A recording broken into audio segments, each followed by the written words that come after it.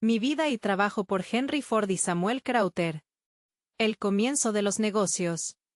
El 31 de mayo de 1921 la Ford Motor Company produjo el automóvil número 5 millones. Ese automóvil está en mi museo junto con el automóvil de gasolina en el que comencé a trabajar 30 años antes y que funcionó satisfactoriamente por primera vez en la primavera de 1893. Ese automóvil lo estaba conduciendo hace 30 años cuando llegaron los pájaros charlatanes a la ciudad de Dearborn en el estado de Michigan. Los pájaros charlatanes siempre llegan el 2 de abril. Hay toda la diferencia del mundo en la apariencia entre los dos vehículos y casi tanta diferencia en la construcción y los materiales. Pero en los fundamentos los dos son curiosamente similares excepto que el viejo automóvil tiene algunas arrugas que todavía no hemos adoptado del todo en nuestro automóvil moderno. Porque ese primer automóvil, aunque solo tenía 2 cilindros, podía hacer 20 millas por hora y recorrer 60 millas con los 3 galones de gasolina que contenía el pequeño tanque. Y ese automóvil que construí hace 30 años está tan bien hoy como el día en que se construyó. El desarrollo en los métodos de fabricación y en los materiales ha sido mayor que el desarrollo en el diseño básico. Todo el diseño se ha perfeccionado. El automóvil Ford actual es el modelo T. El modelo T tiene 4 cilindros y arranque eléctrico. Es en todos los sentidos un automóvil más práctico y cómodo. El automóvil modelo T es más sencillo que el primer automóvil que construí. Sin embargo, casi todas sus características se encuentran también en el primer automóvil que construí. Los cambios se han producido gracias a la experiencia adquirida durante su fabricación y no mediante ninguna modificación del principio básico. Esto considero es un hecho importante que demuestra que partiendo de una buena idea es mejor concentrarse en perfeccionarla que buscar una nueva. Una idea a la vez es lo máximo que se puede abarcar. Fue la vida en la granja lo que me impulsó a idear mejores medios de transporte. Nací el 30 de julio de 1863 en una granja en la ciudad de Dearborn en el estado de Michigan. Mi primer recuerdo es que había demasiado trabajo. Sigo sintiendo lo mismo con respecto a la agricultura. Existe una leyenda que dice que mis padres eran muy pobres y que los primeros años fueron difíciles. Ciertamente mis padres no eran ricos pero tampoco pobres. Para ser granjeros de Michigan éramos prósperos. La casa donde nací aún se conserva y tanto la casa como la granja forman parte de mis propiedades actuales. En nuestra granja y en todas las demás de la época el trabajo manual era demasiado duro. Incluso de niño sospechaba que muchas cosas se podían hacer mejor. Eso fue lo que me llevó a la mecánica. Aunque mi madre siempre decía que había nacido mecánico. Yo tenía una especie de taller con retazos de metal que usaba como herramientas antes de tener nada más. En aquellos tiempos no teníamos los juguetes de hoy. Los juguetes que teníamos eran caseros. Mis juguetes eran herramientas, y aún lo son. Y cada pieza de maquinaria era un tesoro. El acontecimiento más importante de aquellos primeros años fue encontrarnos con una locomotora de carretera a unos 13 kilómetros de Detroit un día que íbamos en un coche tirado por caballos hacia la ciudad. Yo tenía entonces 12 años. El segundo acontecimiento más importante fue conseguir un reloj, lo que ocurrió ese mismo año. Recuerdo esa locomotora como si la hubiera visto ayer. La locomotora fue el primer vehículo que no fuera tirado por caballos que vi en mi vida. La locomotora estaba destinada principalmente a accionar trilladoras y aserraderos. Era simplemente una locomotora y una caldera portátiles montadas sobre ruedas con un depósito de agua y un carro de carbón detrás. Había visto muchas de estas locomotoras arrastradas por caballos, pero esta tenía una cadena que conectaba la locomotora con las ruedas traseras del bastidor tipo carro sobre el que se montaba la caldera. La locomotora se colocaba sobre la caldera y un hombre de pie en la plataforma detrás de la caldera paleaba el carbón, controlaba el acelerador y dirigía la máquina. La locomotora la había fabricado la empresa Nichols, Shepard y Company de Battle Creek. Lo descubrí enseguida. La locomotora se detuvo para dejarnos pasar con nuestros caballos y yo ya estaba abajo del carro hablando con el maquinista antes de que mi padre se diera cuenta de lo que yo estaba haciendo. El maquinista que conducía la locomotora se alegró mucho de explicarme todo. Estaba orgulloso de ello. Me mostró cómo se desconectaba la cadena de la rueda motriz y se colocaba una correa para accionar otra maquinaria. Me dijo que la locomotora daba 200 revoluciones por minuto y que el piñón de la cadena se podía cambiar para que el carro se detuviera mientras la locomotora seguía en marcha. Esta última característica, aunque de forma diferente, se ha incorporado a los automóviles modernos. No era importante en las locomotoras de vapor que se pararan y arrancaran fácilmente. Pero esta característica se volvió fundamental en el motor de gasolina. Fue esa locomotora la que me introdujo en el mundo del transporte automovilístico. Intenté hacer maquetas de locomotoras. Algunos años después logré construir una locomotora que funcionaba muy bien. Pero desde que vi esa locomotora cuando tenía 12 años hasta hoy, mi gran interés ha sido construir una máquina que pudiera recorrer las carreteras. Cuando iba en un coche tirado por caballos al pueblo, yo siempre llevaba los bolsillos llenos de cachivaches, tuercas, arandelas y piezas sueltas de maquinaria. A menudo yo cogía un reloj roto e intentaba arreglarlo. A los 13 años conseguí por primera vez montar un reloj que funcionara correctamente. A los 15 ya sabía reparar relojes de casi todo, aunque mis herramientas eran de lo más rudimentarias. Se aprende muchísimo simplemente armando y desarmando las cosas. Es imposible aprender en los libros cómo se fabrica todo. Un buen mecánico debería saber cómo se fabrica prácticamente todo. Las máquinas son para un mecánico lo que los libros para un escritor. De las máquinas el mecánico saca ideas. Y si el mecánico tiene algo de inteligencia, luego aplicará esas ideas. Desde el principio nunca me interesó mucho el trabajo agrícola. Yo quería dedicarme a la maquinaria. Mi padre no compartía del todo mi inclinación por la mecánica. Mi padre creía que yo debía ser agricultor. Cuando dejé la escuela a los 17 años y entré como aprendiz en el taller de maquinaria de la empresa Drydock Engine Works, mis padres casi me daban por perdido. Completé mi aprendizaje sin problemas. Estaba cualificado como maquinista mucho antes de que terminaran mis 3 años de formación. Como me gustaba el trabajo bien hecho y tenía afición por los relojes, trabajaba de noche reparando relojes en una joyería. En un momento dado de aquellos primeros años creo que llegué a tener 300 relojes. Pensaba que podía fabricar un reloj funcional por unos 30 céntimos y estuve a punto de montar el negocio. Pero no lo hice porque me di cuenta de que los relojes no eran una necesidad universal y por lo tanto la gente no los compraba. No sabría decir cómo llegué a esa sorprendente conclusión. No me gustaba el trabajo común de joyería y relojería salvo cuando era difícil. Aún así quería producir en serie algo. Era justo cuando se estaba estableciendo la hora estándar para los ferrocarriles. Antes usábamos la hora solar. Durante bastante tiempo, al igual que ahora con el horario de verano, la hora del ferrocarril difería de la hora local. Eso me molestaba mucho. Así que logré hacer un reloj que marcaba ambas horas. Tenía 2 esferas y era toda una curiosidad en el vecindario. En el año 1879, 4 años después de haber visto por primera vez aquella locomotora Nichols Shepard, tuve la oportunidad de manejar una. Al terminar mi capacitación trabajé con un representante local de la compañía Westinghouse de la ciudad de Schenectady en el estado de Nueva York. Trabajaba como experto en la instalación y reparación de sus locomotoras de carretera. La locomotora que fabricaba la empresa Westinghouse era muy parecida a la locomotora que fabricaba la empresa Nichols Shepard. La diferencia es que la locomotora que fabricaba la empresa Westinghouse tenía el motor adelante, la caldera estaba detrás y la potencia se transmitía a las ruedas traseras mediante una correa. La locomotora de Westinghouse podían alcanzar una velocidad de 12 millas por hora en carretera, aunque la autopropulsión era solo una característica de su diseño. Las locomotoras de Westinghouse a veces se usaban como tractores para arrastrar cargas pesadas. Si el propietario de la locomotora también se dedicaba a la fabricación de trilladoras, entonces enganchaba su trilladora y demás aperos a la locomotora para desplazarse de una granja a otra. Lo que me preocupaba era el peso y el coste.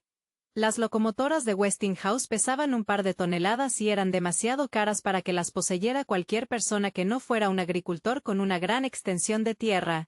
Las locomotoras de Westinghouse las usaban principalmente quienes se dedicaban a la trilla como negocio o quienes tenían aserraderos u otros negocios que requerían energía portátil.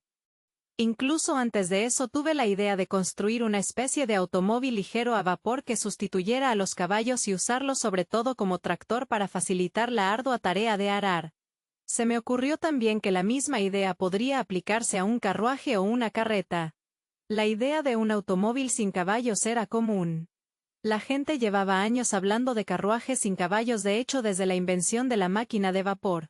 Pero al principio la idea del carruaje no me parecía tan práctica como la de un motor para realizar las labores agrícolas más duras. De todas las labores agrícolas, arar era la más difícil. En ese tiempo nuestros caminos eran precarios y no teníamos la costumbre de desplazarnos. Una de las características más notables del uso del automóvil en las granjas es cómo ha ampliado la vida del agricultor. En ese tiempo simplemente dábamos por sentado que a menos que fuera urgente no iríamos al pueblo. Creo que rara vez hacíamos más de un viaje a la semana. Con mal tiempo ni siquiera íbamos con tanta frecuencia. Siendo un mecánico consumado y con un taller bastante bueno en la granja, no me resultó difícil construir un camión de vapor o un tractor. Durante su construcción me surgió la idea de que tal vez podría usarse en carretera. Estaba completamente seguro de que los caballos, considerando todo el trabajo que implicaba cuidarlos y el gasto de alimentarlos, no compensaban. Lo lógico era diseñar y construir una máquina de vapor lo suficientemente ligera como para mover un camión común o tirar de un arado. Pensé que era más importante desarrollar primero el tractor. Liberar las labores agrícolas de la monotonía humana y trasladarlas al acero y los motores ha sido mi ambición más constante. Estas fueron las circunstancias que me llevaron primero a la fabricación de automóviles. Finalmente descubrí que la gente estaba más interesada en algo que pudiera circular por carretera que en algo que hiciera el trabajo en las granjas. De hecho, dudo que el tractor agrícola ligero se hubiera introducido en las granjas si el automóvil no hubiera abierto los ojos del agricultor poco a poco. Pero me estoy adelantando a los acontecimientos. En ese tiempo yo pensaba que el agricultor estaría más interesado en el tractor que en el automóvil.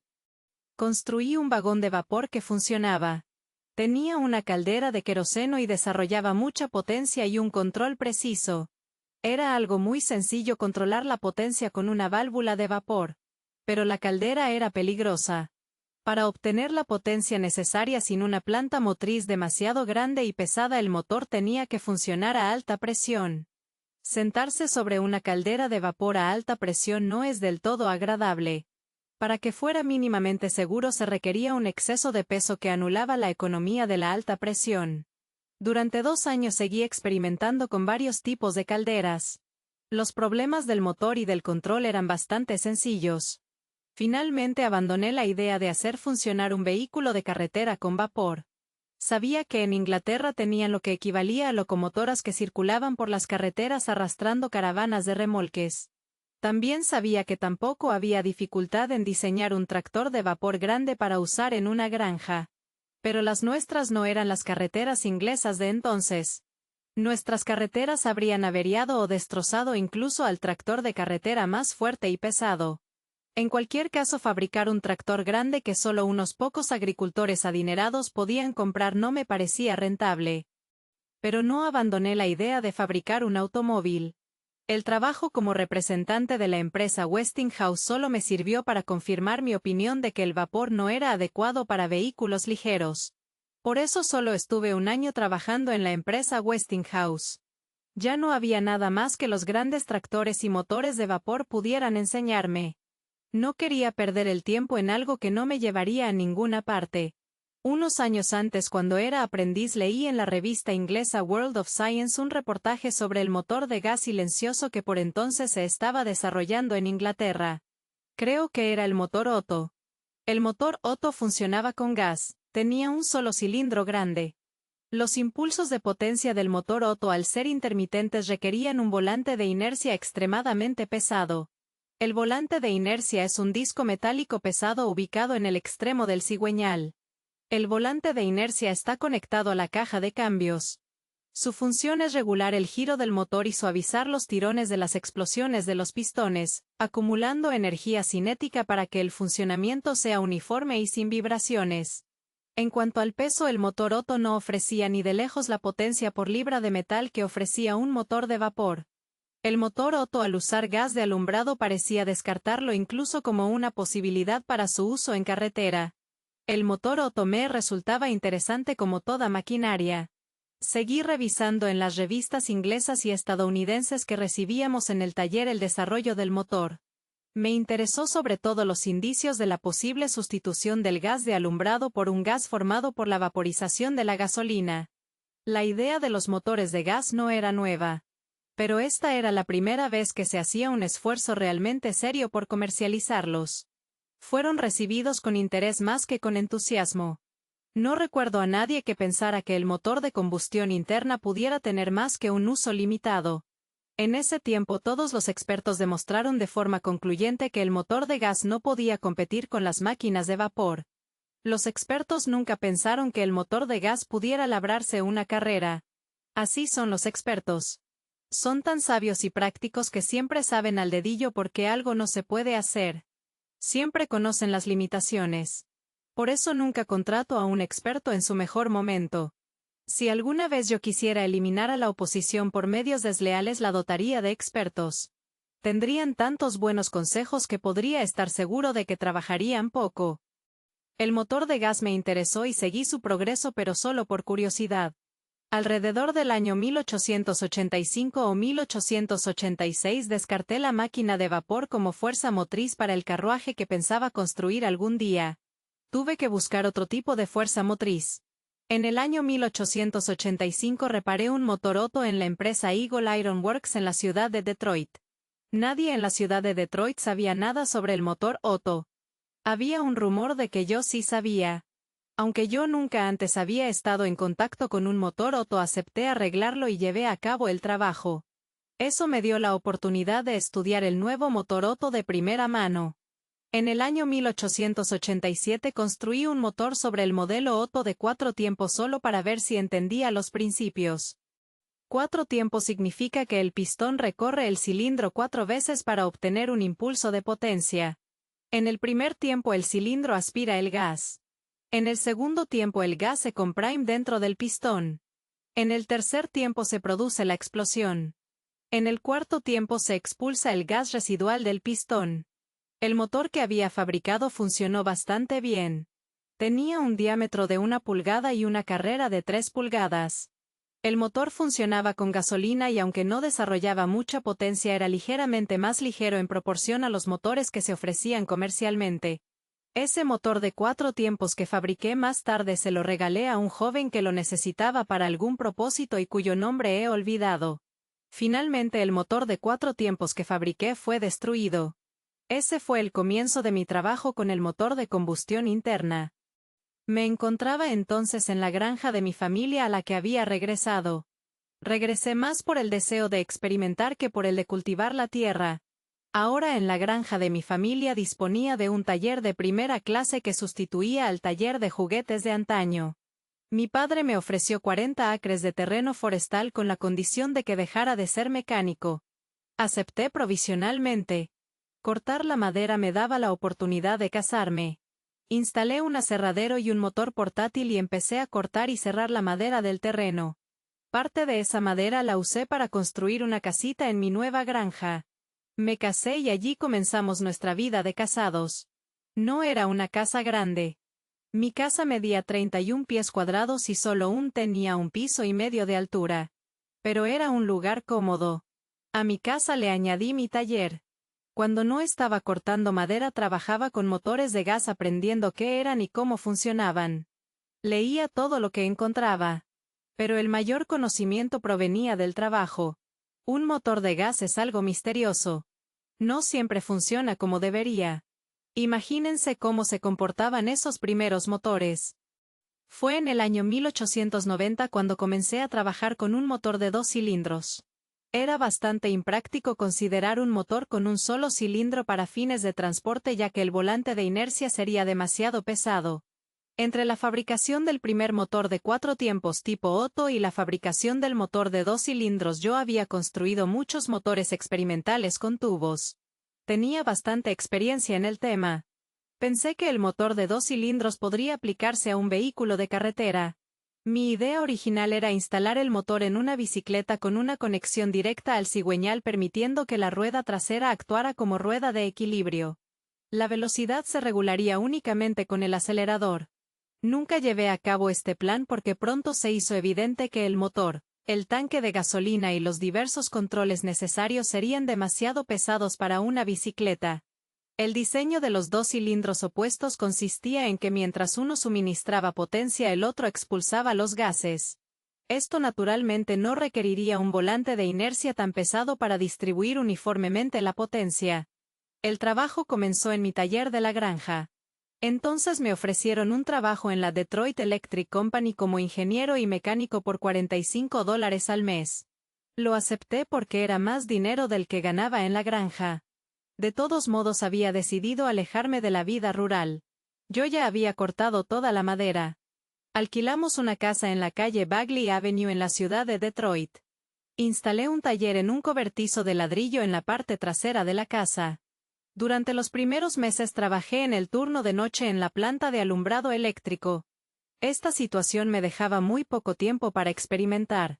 Pero después pasé al turno de día y todas las noches, incluyendo todos los sábados por la noche, trabajaba en el nuevo motor. No puedo decir que fuera un trabajo duro. Ningún trabajo que te apasione es duro. Siempre estoy seguro de los resultados.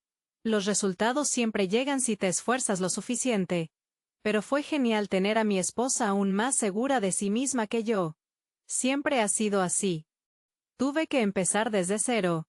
Aunque sabía que varias personas trabajaban en vehículos que no necesitaran caballos para moverse, yo desconocía sus métodos. Los problemas más difíciles de superar radicaban en la creación y la interrupción de la chispa y en evitar el exceso de peso. Para resolver los problemas de la transmisión, la dirección y la construcción general pude recurrir a mi experiencia con los tractores de vapor. En el año 1892 terminé mi primer automóvil. Pero no fue hasta la primavera del año siguiente que este automóvil funcionó a mi entera satisfacción. Este primer automóvil tenía cierto aspecto de carruaje. Contaba con 2 cilindros de 2,5 pulgadas de diámetro y 6 pulgadas de carrera. Los cilindros estaban colocados uno al lado del otro sobre el eje trasero. Los cilindros los fabriqué con el tubo de escape de una máquina de vapor que había comprado. El motor desarrollaba unos 4 caballos de fuerza. La potencia se transmitía del motor al eje secundario mediante una correa y del eje secundario a la rueda trasera mediante una cadena. Este automóvil tenía capacidad para transportar a 2 personas. El asiento estaba suspendido sobre postes y la carrocería sobre resortes elípticos. El automóvil tenía 2 velocidades, una de 10 millas por hora y otra de 20 millas por hora. Las 2 velocidades se obtenían cambiando la correa.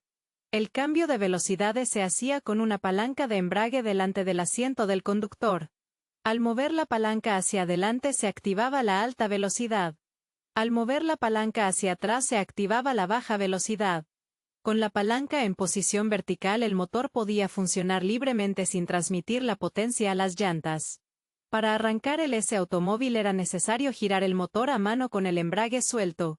Para detener el motor de ese automóvil bastaba con soltar el embrague y accionar el freno de pie. Ese automóvil tenía marcha atrás, no tenía reversa. Las velocidades distintas a las de la correa se obtenían con el acelerador. Para fabricar ese automóvil compré la estructura de hierro para el chasis del carruaje así como el asiento y los muelles. Las ruedas de ese automóvil eran de bicicleta de alambre de 28 pulgadas con neumáticos de goma.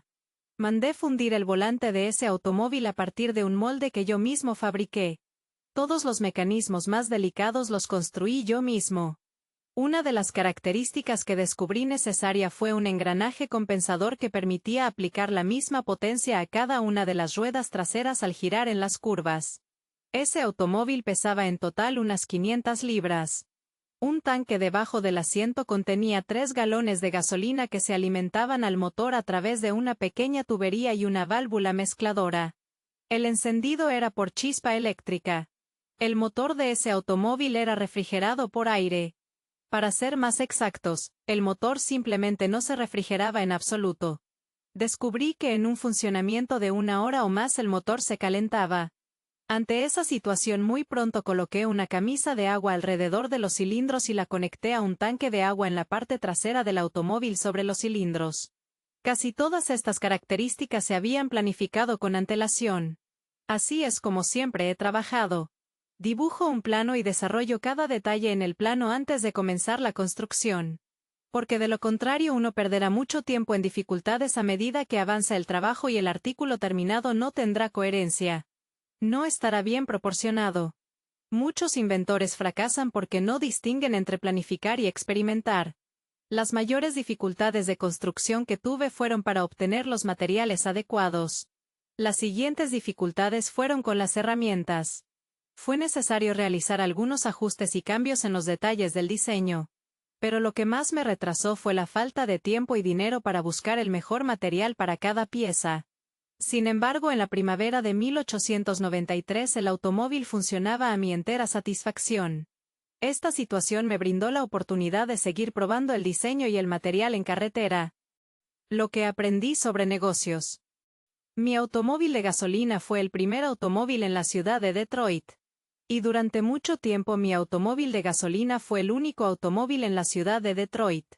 A mi automóvil se le consideraba una molestia pues hacía mucho ruido y asustaba a los caballos.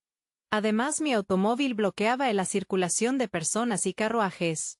Si me detenía con mi automóvil en cualquier parte de la ciudad, una multitud se agolpaba a su alrededor antes de que pudiera volver a arrancar. Si dejaba solo mi automóvil aunque fuera un minuto, siempre había alguien curioso que intentaba hacerlo funcionar. Yo tenía que llevar una cadena y encadenarlo a una farola cada vez que lo dejaba en algún sitio. Luego estaban los problemas con la policía. No sé muy bien por qué la policía me detenía. Tengo la impresión de que en aquellos tiempos no existían las leyes que ponían límites a la velocidad de los vehículos. En fin. Tuve que conseguir un permiso especial del alcalde para utilizar mi automóvil. Durante un tiempo disfruté de la distinción de ser el único conductor de automóvil con licencia en Estados Unidos de América. Conduje ese automóvil unos 1000 kilómetros entre los años 1895 y 1896. Luego vendí ese automóvil a Charles Ainsley de la ciudad de Detroit por $200. Esa fue mi primera venta. Había construido ese automóvil no para venderlo sino solo para experimentar con él. Yo quería empezar a construir otro automóvil. Y Charles Ainsley quería comprar mi automóvil. Yo necesitaba el dinero y no tuvimos ningún problema para ponernos de acuerdo en el precio. No fue idea mía en absoluto fabricar automóviles de una manera tan mezquina. Yo estaba pensando en la producción, pero antes de que eso pudiera llegar yo tenía que tener algo que producir. No vale la pena apresurarse. Empecé a fabricar un segundo automóvil en el año 1896. Este segundo automóvil era muy parecido al primer automóvil pero un poco más ligero. Este segundo automóvil también tenía la transmisión por correa. La transmisión por correa la abandoné hasta tiempo después. Las correas estaban bien excepto en climas cálidos. Por eso más tarde adopté los engranajes. Aprendí mucho de ese segundo automóvil que fabriqué. Otras personas en este país y en el extranjero estaban construyendo automóviles para entonces. En el año 1895 oí que un automóvil de Carl Benz de Alemania estaba en exhibición en la tienda Macy's de Nueva York. Viajé para verlo. Pero el automóvil de Carl Benz no tenía ninguna característica que valiera la pena. El automóvil de Carl Benz también tenía la transmisión por correa pero era mucho más pesado que mi automóvil. Yo buscaba la ligereza. Los fabricantes extranjeros nunca parecieron apreciar lo que significa el peso ligero. Construí 3 automóviles en total en mi taller casero y todos ellos funcionaron durante años en la ciudad de Detroit. Todavía conservo el primer automóvil que fabriqué. Unos años después se lo volví a comprar a un hombre al que el señor Charles Ainsley se lo había vendido. Pagué $100 por volver a comprar el primer automóvil que fabriqué. Durante todo este tiempo mantuve mi puesto en la compañía eléctrica y fui ascendiendo gradualmente hasta convertirme en ingeniero jefe con un salario de $125 al mes. Pero mis experimentos con motores de gas no gozaban de mayor popularidad entre el presidente de la compañía, así como mis primeras inclinaciones por la mecánica entre mi padre. No es que mi jefe se opusiera a los experimentos en general, sino a los experimentos con motores de gas. Todavía oigo decir a mi jefe: electricidad, sí. Esa es la tecnología del futuro. Pero el gas no. Tenía motivos de sobra para su escepticismo, por decirlo suavemente. Prácticamente nadie tenía la más remota idea del futuro del motor de combustión interna mientras que estábamos a las puertas del gran desarrollo eléctrico. Como ocurre con toda idea relativamente nueva, se esperaba que la electricidad hiciera mucho más de lo que incluso ahora sabemos que puede hacer. Yo no le veía utilidad a experimentar con la electricidad para mis propósitos. Un automóvil no podía funcionar como un trolebús aunque los cables de trolebús hubieran sido más baratos. No había ninguna batería de almacenamiento a la vista con un peso práctico. Un automóvil eléctrico necesariamente tenía que tener un radio limitado y contener una gran cantidad de maquinaria motriz en proporción a la potencia ejercida. Esto no quiere decir que considerara ni considere ahora a la electricidad como algo sin valor. Todavía no hemos empezado a usar la electricidad. La electricidad tiene su lugar. Y el motor de combustión interna también. Ninguno puede sustituir al otro. Lo cual es sumamente afortunado. Tengo el dínamo del que estuve a cargo por primera vez en la Detroit Edison Company. Cuando inauguré nuestra planta de automóviles en Canadá compré el dínamo junto con el edificio de oficinas al que la compañía eléctrica se la había vendido. El dinamo lo reacondicioné un poco y durante varios años funcionó de maravilla en la planta canadiense. Cuando tuvimos que construir una nueva central eléctrica, debido al aumento de la actividad, hice trasladar el viejo dinamo a mi museo. Una sala de mi museo en la ciudad de Dearborn alberga una gran cantidad de mis tesoros mecánicos. La compañía de Thomas Alva Edison me ofreció la dirección general pero solo con la condición de que abandonara mi trabajo en el sector automotriz y me dedicara a algo realmente útil. Tuve que elegir entre mi trabajo y mi automóvil. Elegí el automóvil. O mejor dicho, renuncié a mi trabajo en la compañía de Thomas Alva Edison. En realidad no había otra opción. Ya sabía que el automóvil estaba destinado al éxito. Dejé mi trabajo el 15 de agosto de 1899 y me incorporé de lleno al negocio del automóvil. Podría considerarse un paso arriesgado pues no disponía de fondos propios. El dinero que me sobraba de mis gastos lo invertía en experimentos. Pero mi esposa coincidía en que no podíamos renunciar al automóvil. Mi esposa señalaba que teníamos que apostar por el automóvil o fracasar. En ese entonces no existía demanda de automóviles como nunca la hay para un nuevo producto. La aceptación del automóvil fue similar a la que se tuvo más recientemente con el avión. Al principio un coche sin caballos se consideraba una mera fantasía. Muchos sabios explicaban con detalle por qué el automóvil nunca podría ser más que un juguete. Ningún hombre de dinero siquiera veía al automóvil como una posibilidad comercial. No puedo imaginar por qué cada nuevo medio de transporte encuentra tanta oposición. Incluso hoy en día hay quienes niegan con la cabeza y hablan del lujo del automóvil admitiendo a regañadientes que quizás los camiones tengan alguna utilidad. Pero al principio casi nadie intuía que el automóvil pudiera ser un factor importante en la industria. Los más optimistas solo esperaban un desarrollo similar al de la bicicleta. Cuando se descubrió que un automóvil realmente podía correr, varios fabricantes comenzaron a producir automóviles. La pregunta inmediata fue ¿cuál sería el más rápido? La idea de las carreras de automóviles fue un desarrollo curioso pero natural. Yo nunca pensé en las carreras. Pero el público se negaba a ver el automóvil más allá de ser un juguete veloz. Por lo tanto, un poco más tarde tuvimos que competir en las carreras de automóviles.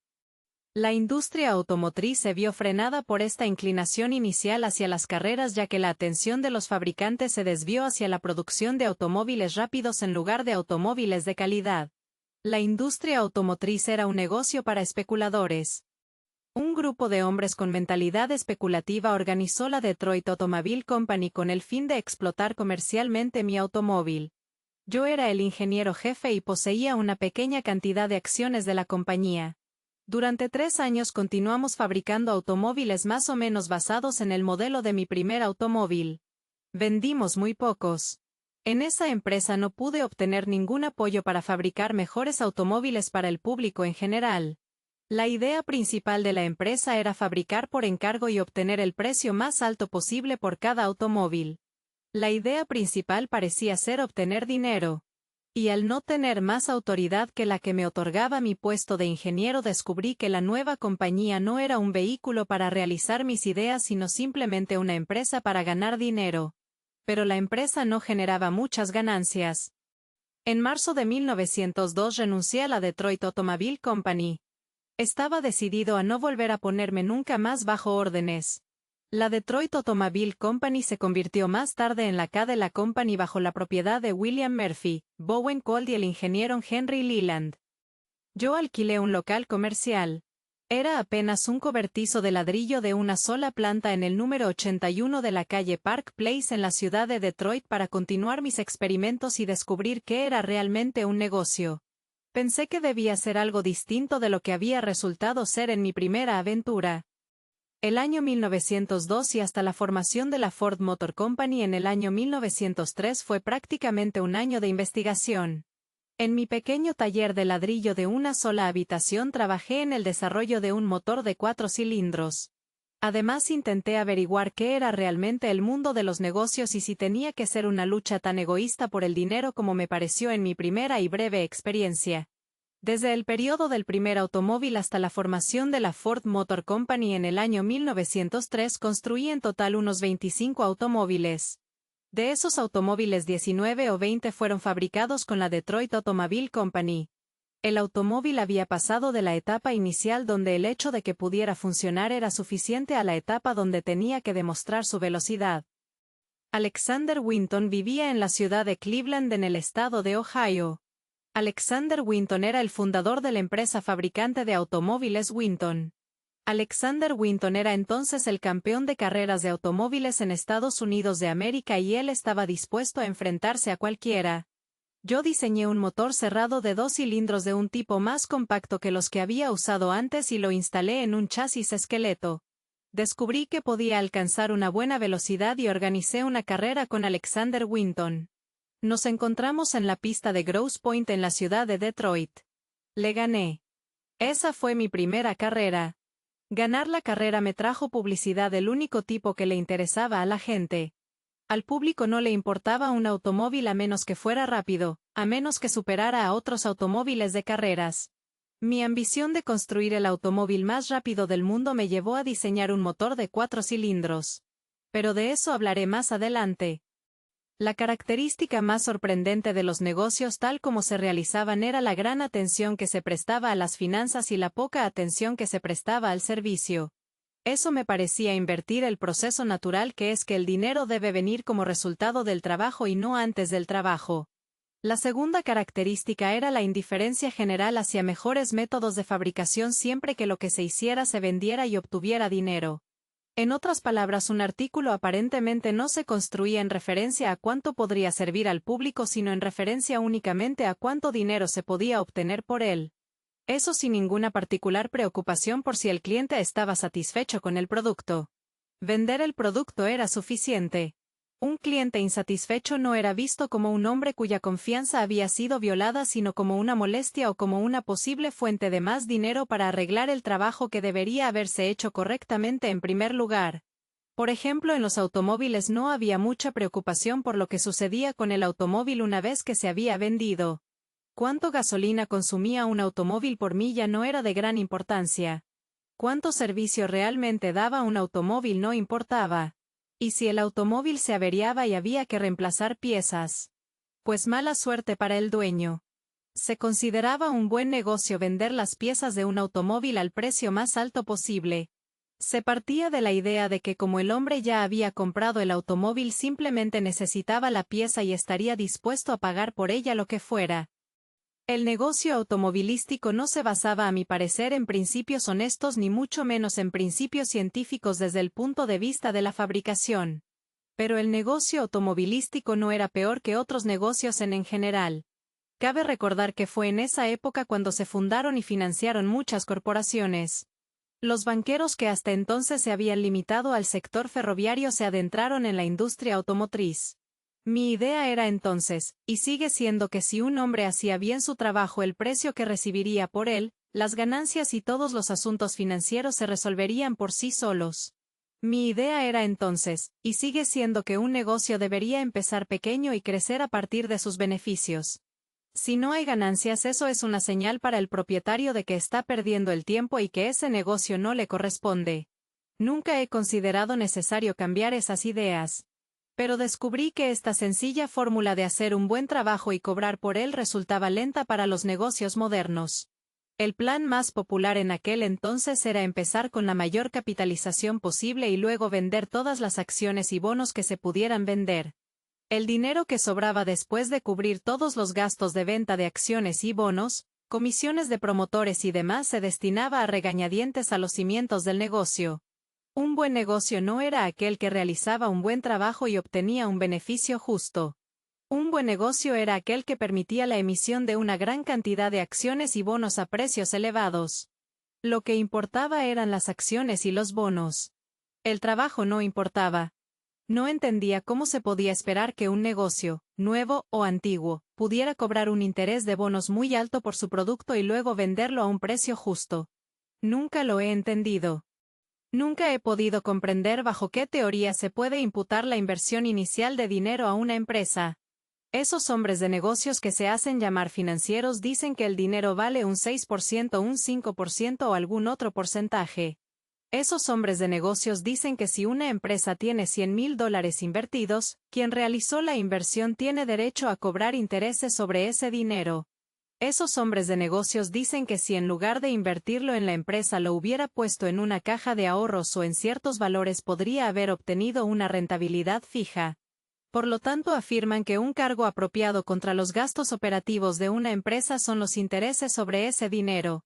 Esta idea es la raíz de muchos fracasos empresariales y de la mayoría de los fracasos en el sector servicios. El dinero no tiene un valor fijo. El dinero como dinero no vale nada pues no hace nada por sí mismo. El único uso del dinero es comprar herramientas para trabajar o comprar el producto de esas herramientas. Por lo tanto el dinero vale lo que te ayudará a producir o comprar y nada más. Si alguien cree que su dinero generará un 5% o un 6% de rentabilidad, debería invertirlo donde pueda obtener ese rendimiento. Sin embargo, el dinero invertido en un negocio no representa una carga para la empresa o mejor dicho, no debería serlo. Deja de ser dinero y se convierte o debería convertirse en un motor de producción y por lo tanto su valor reside en lo que produce y no en una suma fija según una escala ajena al negocio específico en el que se ha invertido. Cualquier retorno de inversión debe obtenerse después de que el dinero haya generado ingresos. No antes. Los empresarios creían que se podía lograr cualquier cosa mediante la financiación. Si la financiación inicial no salía bien, la idea era refinanciar. El proceso de refinanciación no era más que un juego de seguir gastando dinero en proyectos inviables. En la mayoría de los casos la necesidad de refinanciar surge de una mala gestión. El efecto de la refinanciación es simplemente pagar a los malos gestores para que continúen con su mala gestión un poco más. Es solo un aplazamiento del día del juicio final. Esta solución improvisada de refinanciación es un recurso de los financieros especulativos. Su dinero no les sirve de nada a menos que puedan vincularlo con un lugar donde se realice un trabajo real. Y eso no lo pueden hacer a menos que ese lugar esté mal gestionado. Así los financieros especulativos se engañan a sí mismos creyendo que están invirtiendo su dinero. No es así. Lo están malgastando. Decidí categóricamente que jamás me uniría a una empresa donde las finanzas primaran sobre el trabajo o donde banqueros o financieros tuvieran participación. Además, si no había manera de iniciarme en el tipo de negocio que a mi parecer podía gestionarse en beneficio del público, simplemente no lo haría. Mi breve experiencia, junto con lo que veía a mi alrededor, era prueba suficiente de que los negocios como mero juego para ganar dinero no merecían mucha atención. Y sin duda esos negocios no eran el lugar adecuado para alguien que quisiera lograr algo. Tampoco me parecía la forma de ganar dinero. Todavía no me han demostrado que lo sea. Porque el único fundamento de un negocio real es el servicio. Un fabricante no termina su relación con su cliente cuando se completa una venta. En ese momento apenas ha comenzado. En el caso de un automóvil, la venta del vehículo es solo una especie de presentación. Si el vehículo no cumple con las expectativas, es mejor para el fabricante no haber tenido esa presentación, pues tendrá la peor publicidad posible. Tendrá un cliente insatisfecho. En los inicios del automóvil existía la tendencia a considerar la venta del vehículo como el verdadero logro y que después no importaba lo que le sucediera al comprador. Esa es la actitud míope del vendedor a comisión. Si un vendedor cobra solo por lo que vende, no se puede esperar que se esfuerce mucho por un cliente del que ya no obtendrá comisión. Y es precisamente en este punto donde más tarde presentamos el argumento de venta más importante para el automóvil Ford. El precio y la calidad del automóvil sin duda habrían creado un mercado. Y un mercado grande. Nosotros fuimos más allá. En mi opinión, quien compraba uno de nuestros automóviles tenía derecho a usarlo continuamente y por lo tanto si sufría alguna avería era nuestro deber asegurarnos de que su vehículo volviera a funcionar lo antes posible. El éxito de la empresa Ford Motor Company se debió en gran medida a la disponibilidad temprana de servicio técnico. La mayoría de los automóviles caros de aquella época contaban con talleres de servicio deficientes. Si el automóvil se averiaba había que depender del mecánico local cuando se debería tener el derecho a depender del fabricante. Si el mecánico local era una persona previsora que disponía de un buen stock de repuestos, el propietario tenía suerte. Aunque en muchos automóviles las piezas no eran intercambiables. Pero si el mecánico era un vago, con conocimientos básicos de mecánica y un afán desmedido por sacar el máximo partido a cada automóvil que llegaba a su taller, incluso una avería leve significaba semanas de inactividad y una factura de reparación exorbitante que debía pagarse antes de poder llevarse el automóvil. Durante un tiempo los mecánicos fueron la mayor amenaza para la industria automovilística. Incluso en los años 1910 y 1911 el dueño de un automóvil era considerado esencialmente un hombre rico al que se le debía confiscar su dinero. En la empresa Ford Motor Company afrontamos esta situación con firmeza desde el principio. No permitiríamos que hombres estúpidos y codiciosos bloquearan nuestra distribución de automóviles. Eso es adelantarse a los acontecimientos. Pero es el control financiero el que perjudica el servicio ya que prioriza el beneficio inmediato. Si la prioridad es ganar una cantidad determinada de dinero, el negocio futuro debe sacrificarse en aras del beneficio inmediato. También observé una tendencia entre muchos hombres de negocios a sentir que su situación era difícil. Trabajaban contra el tiempo, esperando el día en que pudieran jubilarse y vivir de una renta y escapar de la lucha diaria. Para ellos la vida era una batalla que debía terminar cuanto antes. Ese era otro punto que no lograba comprender. Según mi razonamiento, la vida no es una batalla salvo contra nuestra propia tendencia a abatirnos con la presión de establecernos. Si petrificarse es el éxito, basta con complacer el lado perezoso de la mente. Pero si crecer es el éxito, entonces hay que despertarse de nuevo cada mañana y mantenerse despierto todo el día. Vi grandes empresas convertirse en meros vestigios porque alguien pensó que podían gestionarse como siempre. Y aunque la gestión pudo haber sido excelente en su momento, su excelencia radicaba en su atención al presente, no en una adhesión servil al pasado. La vida, a mi parecer, no es un destino sino un viaje. Incluso el hombre que más se siente establecido no lo está realmente. Probablemente se está estancando. Todo está en constante cambio. Y así debe ser. La vida fluye. Puede que vivamos en la misma calle, pero nunca es la misma persona quien vive allí. Y de la ilusión de que la vida es una batalla que se puede perder con un paso en falso surge, según he observado, un gran apego a la regularidad. Los hombres caen en la rutina, casi como si estuvieran medio muertos. Rara vez el zapatero adopta la nueva técnica para fabricar suelas. Rara vez el artesano adopta de buen grado nuevos métodos en su oficio.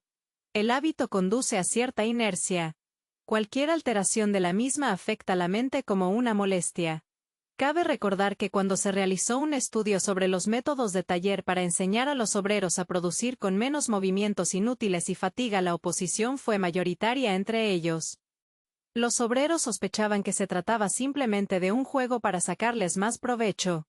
Lo que más les molestaba a los obreros era que se interfería con los patrones de trabajo ya establecidos a los que se habían acostumbrado. Los empresarios fracasan con sus negocios porque les gusta tanto el viejo método que no pueden cambiar. Se les ve por todas partes. Son hombres que no se dan cuenta de que el ayer ya pasó y que se despertaron esta mañana con las ideas del año pasado. Podría formularse casi como una fórmula. Cuando un hombre cree haber encontrado por fin su método, debería someterse a un examen exhaustivo para comprobar si alguna parte de su cerebro no se ha quedado dormida. Existe un peligro sutil en creer que la vida está resuelta. Indica que el próximo vaivén del progreso lo desestabilizará. También existe el gran temor a ser considerado un necio. Muchos hombres temen ser tachados de tontos. Reconozco que la opinión pública ejerce una poderosa influencia para quienes la necesitan. Quizás sea cierto que la mayoría de los hombres necesitan la moderación de la opinión pública. Esta puede contribuir a que un hombre sea mejor de lo que sería de otro modo. si no moralmente al menos en cuanto a su aceptación social. Pero no es malo ser un necio por causa de la justicia. Lo mejor de todo es que tales necios suelen vivir lo suficiente para demostrar que no lo eran. O que la obra que han emprendido perdura lo suficiente para demostrar su valía. La influencia del dinero, la presión por obtener ganancias de una inversión y su consiguiente descuido o escatimación del trabajo y, por ende, del servicio, se me manifestó de muchas maneras. Parecía ser la raíz de la mayoría de los problemas. Era la causa de los bajos salarios. Sin un trabajo bien dirigido no se pueden pagar salarios altos. Y si no se presta toda la atención al trabajo, este no puede dirigirse adecuadamente. La mayoría de las personas desean tener libertad para trabajar. Bajo el sistema vigente no podían ser libres. Durante mi primera experiencia no fui libre. No pude desarrollar plenamente mis ideas. Todo debía planificarse para ganar dinero. El trabajo era la última consideración.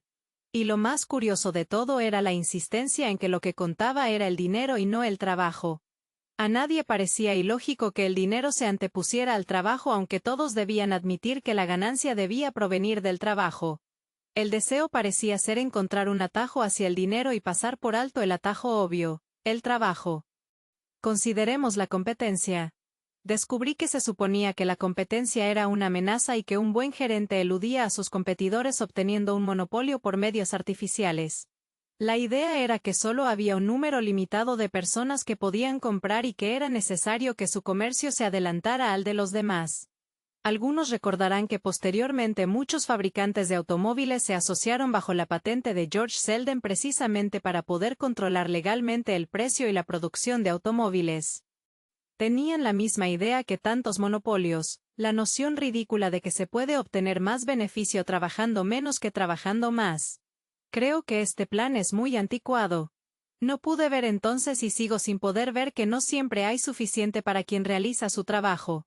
El tiempo dedicado a luchar contra la competencia es tiempo perdido. Es mejor invertirlo en el trabajo en sí. Siempre hay suficientes personas dispuestas y deseosas de comprar siempre que se les ofrezca lo que desean al precio adecuado.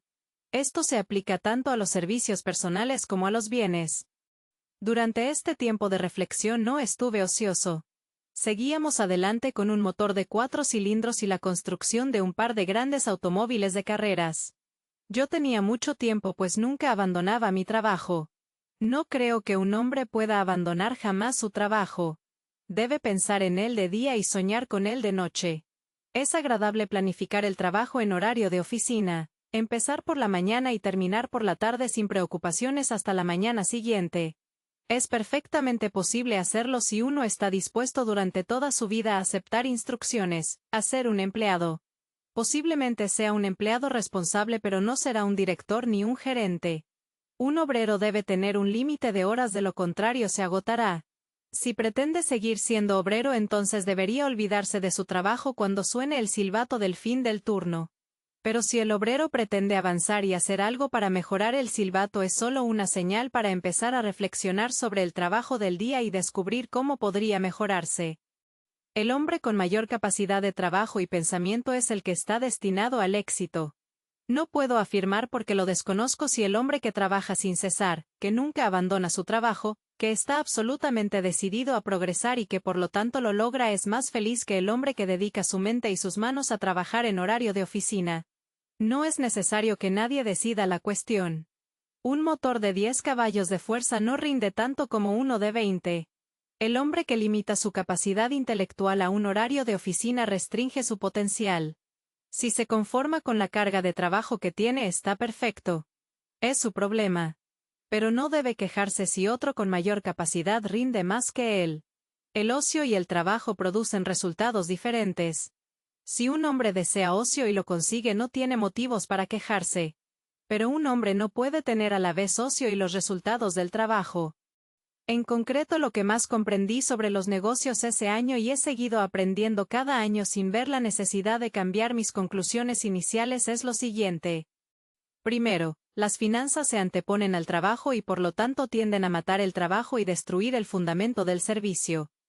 Segundo, el hecho de pensar primero en el dinero en lugar del trabajo genera miedo al fracaso y este miedo bloquea todas las vías de negocio. Hace que un hombre tema la competencia, tema a cambiar sus métodos o tema a hacer cualquier cosa que pueda cambiar su condición. Tercero, que el camino está despejado para cualquiera que piense primero en el servicio. El camino está despejado para cualquiera que quiera hacer el trabajo de la mejor manera posible.